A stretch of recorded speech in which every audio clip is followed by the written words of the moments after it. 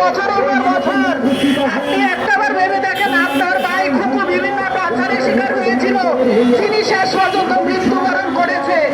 এত কষ্টের বিনিময়েও কি আপনি ভুলে যাবেন? আপনি কার ইশারায়, কার ছত্র ছায়ায় আপনি এগুলো ছত্রাছড়ি করছেন, সেটা আমি পরিবারের পক্ষ থেকে জানতে চাই। আপনারা এই অধ্যাদেশ বাতিল করলে আপনারা মনে করছেন টিকে দেবেন? আপনি কি শেখ হাসিনার প্রেসক্রিপশনে আপনি চলে আসছেন? আমি সেটা জানতে চাই। এই অধ্যাদেশ সহ মানবাধিকার কমিশন, যে কমিশনে একদম দুঃসময়ে 11 মাস আমাদের পাশে থেকে তদন্ত কমিশন এবং মানবাধিকারের কমিশনের সদস্য বৃন্দুরা এবং আইসিটির যে তাজুল ইসলাম প্রসিকিউটর একদম দুঃসময়ে, যে সময় আপনাদের বিএনপির কোনো ব্যারিস্টার এবং উকিল সেই পদবিটা নিতে চায়নি। কিসের জন্য জানেন? ভয়ে নিতে চায়নি।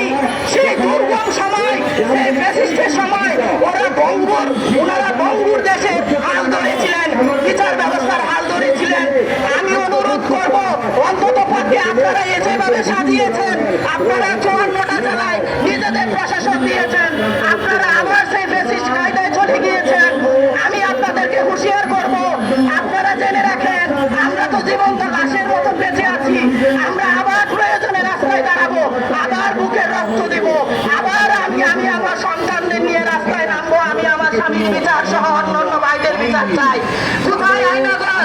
সেই সকল আইনাগরকে আপনারা উন্মোচন করবেন। আমি আপনার মাধ্যমে অন্যান্য স্বরাষ্ট্রমন্ত্রী এবং আইনমন্ত্রীদের বলতে চাই, আপনারা তো অনেকে আমাদের সাথে রাজপথে ছিলেন, আপনারা আমাদের সাথে সমবেত হয়েছেন, চোখের পানি জড়িয়েছেন, বাচ্চাদের মাথায় হাত রেখে চোখের পানি জড়িয়েছেন। আজ আপনারা পার্লামেন্টে গিয়ে কিভাবে সেই সুর করলেন, আমি সেটা জানতে চাই।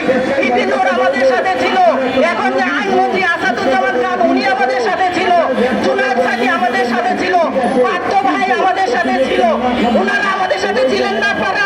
আমি আপনাদের কাছে প্রশ্ন করতে চাই, আপনারা তো ঘুমের পক্ষে কথা বলেছিলেন, এতগুলো সংসদ সদস্য যদি আমাদের পক্ষে থেকে থাকেন, ইলিয়াস ভাইয়ের বউ আমাদের সাথে ছিল এবং কাদের চৌধুরী আমাদের সাথে ছিল, এতগুলো যদি আমাদের সাথে রিলেটেড পার্সন যদি পার্লামেন্টে গিয়ে আপনারা সদস্য হয়েছেন, তাদের থাকতে যদি আমাদের ঘুম নিয়ে আবার রাস্তায় নামতে হয়, তাহলে আমরা আপনাদেরকে আজ করা হুঁশিয়ারি দিতে চাই, আমরা আবার জীবন দেব। আপনারা মনে রাখেন, মানুষ, বাংলার মানুষ জীবন দিতে শিখেছে, এখন মানুষ ভয় পায় না। আপনারা জেনে রাখুন, প্রত্যেকটা ঘরে ঘরে এখন জোড়ায় যোদ্ধা তৈরি হয়ে গিয়েছে। 5 বছরে একটা শিশুও জানে যুদ্ধ কিভাবে করতে হয়, কিভাবে ফ্যাসিস্ট সরকারকে পতন ঘটিয়েছে। আপনারা জেনে রাখেন, আপনারা একটা সরজমিনে একটা তদন্ত করে দেখেন, প্রত্যেকটা ঘরে ঘরে এখন জোড়ায় যোদ্ধা। আপনারা যদি মনে করে থাকেন আপনারা হাসির মতো 16 বছর আবার আপনারা ফ্যাসিস্ট কায়দায় এদেশ রাজত্ব করবেন, সেটা কখনো